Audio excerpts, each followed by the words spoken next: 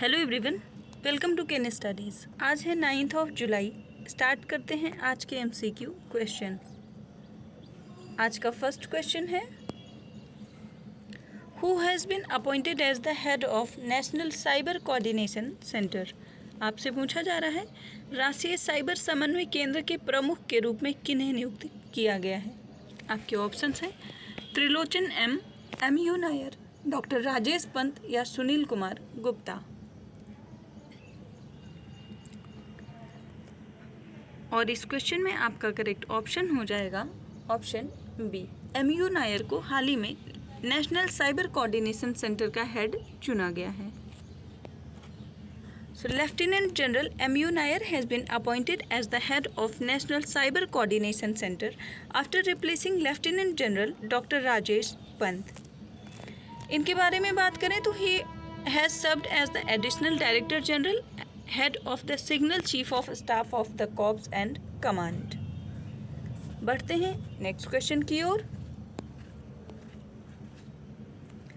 Which of the following person becomes first Indian girl to address UN thrice.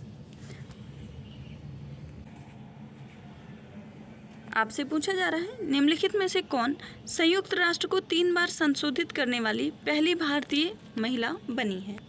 आपके options हैं दीपिका देसवाल, रुचिरा कंबोज, वृंदा ग्रोवर या स्नेहा दुबे। और इस क्वेश्चन में आपका करेक्ट ऑप्शन हो जाएगा ऑप्शन ए, दीपिका देसवाल ऐसा करने वाली पहली भारतीय महिला बनी है। So Deepika Deswal become the first and youngest Indian girl to deliver a speech at United Nations headquarter in New York city, and she was invited by the United Nations for the 3rd time to deliver a speech on women's rights and human rights. Deswal की बात करें तो Deswal has already etched her name in the Guinness Book of World Records for her selfless public service during the COVID-19 pandemic. बढ़ते हैं next question की ओर। Which team has clinched 13th Hockey India Junior Women's National Championship in July 2023? आपसे पूछा जा रहा है, जुलाई 2023 में किस राज्य की टीम ने 13वीं हॉकी इंडिया जूनियर महिला राष्ट्रीय चैंपियनशिप जीती है। आपके ऑप्शंस हैं मध्य प्रदेश, हरियाणा, उत्तर प्रदेश या झारखंड।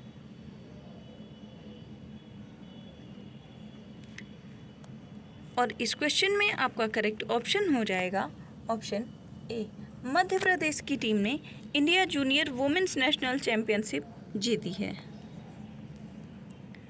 सो हॉकी मध्य प्रदेश ने जीता है 13th hockey India junior women's national championship 2023 और इन्होंने फाइनल में हराया है हॉकी झारखंड को बाई 1-0।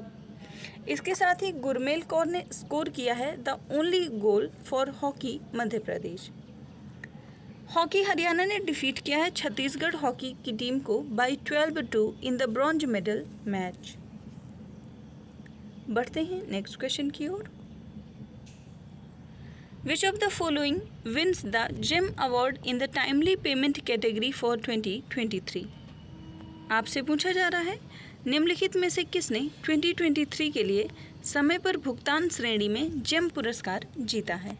आपके ऑप्शंस हैं oil and natural gas corporation, NTPC limited, NHPC limited या NLC इंडिया लिमिटेड। और इस क्वेश्चन में आपका करेक्ट ऑप्शन हो जाएगा option D, NLC India limited ने हाल ही में टाइमली पेमेंट के लिए जेम अवार्ड जीता है। So NLC India Limited bagged the GEM award in the category of timely payment for the year 2023 and it has received this award for its outstanding contribution in improving the credibility of e-market practices in line with the vision of GEM. GEM के vision के बारे में बात करें तो GEM का vision है to promote transparent, inclusive and efficient public procurement in India. बढ़ते हैं नेक्स्ट क्वेश्चन की ओर। Who has been recently named among the 2023 annual list of great immigrants? आपसे पूछा जा रहा है, हाल ही में महान आप्रवासियों की 2023 की वार्षिक सूची में किन्हें नामित किया गया है? आपके ऑप्शंस हैं विवेक रामास्वामी, अजय बांगा, सत्य नाडेला या अमर्त्य सेन। और इस क्वेश्चन में आपका करेक्ट ऑप्शन हो जाएगा ऑप्शन बी। अजय बांगा को हाल ही में ग्रेट इमिग्रेंट के रूप में नामित किया गया है। अजय बांगा जो कि पद्मश्री अवॉर्डी हैं and the president of World Bank has been named among the 2023 annual list of great immigrants that honors individuals who have strengthened the United States of America through their contributions.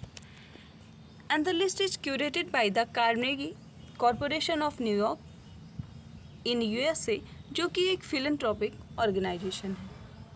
Ajay बांगा की बात करें तो अजय बांगा became the first ever Indian American to lead the World Bank in June 2023, and he is the only honorary from India in 2023 list of great immigrants.